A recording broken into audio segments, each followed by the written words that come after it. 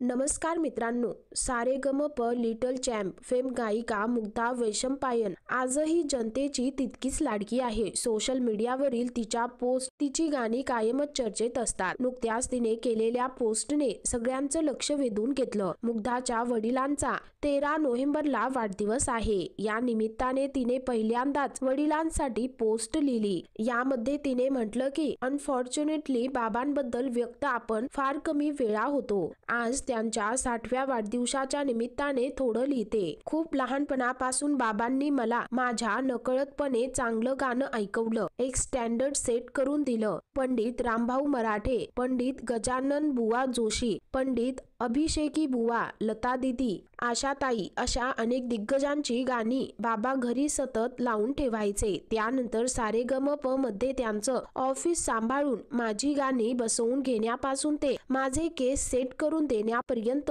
सगळंच केलंय बाबांनी। माझं शास्त्रीय संगीताचं शिक्षण सुरू झाल्यावर तिलवाडा झुमरा तालांचे संस्कार माझ्यावर व्हावे म्हणून बाबा ताल मशीनवर ते ठेके मला घरी नुसते ऐकवायचे। 10वी नंतर बाबा ज्या कॉलेजात शिकले त्याच माटुंग्याच्या रुपारेल कॉलेजमध्ये मी शिकले आणि मुंबई जग बाबांनी दाखवलं। बाबा काय म्हणतात, आपल्याकडे कला थोडी कमी असली तरी चालेल, पण माणूस म्हणून आपण परिपूर्णच असायला हवं। बाबाशिवाय हे सगळं माझ्यासाठी अजून कोणी केलं असतं, अशी पोस्ट मुग्धाने लिहिली आहे। मुग्धाच्या या पोस्टवर कमेंट करत तिच्या वडिलांना वाढदिवसाच्या शुभेच्छा चाहत्यांनी दिल्या आहेत। सोशल मीडियावर ही पोस्ट खूपच चर्चेत आहे। तर मित्रांनो, या संदर्भामध्ये तुमची काय प्रतिक्रिया आहे खाली कमेंट करून नक्की कळवा।